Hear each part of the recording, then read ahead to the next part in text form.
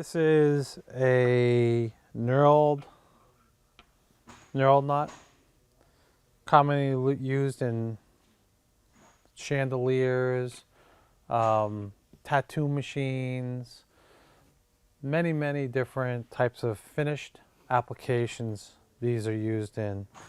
These are the type of things you put on with your thumbs. Don't usually use a wrench on this type of a nut. That's the same thing with a wing nut. Wing nuts are always used for thumbs. No wrenches involved in these nuts.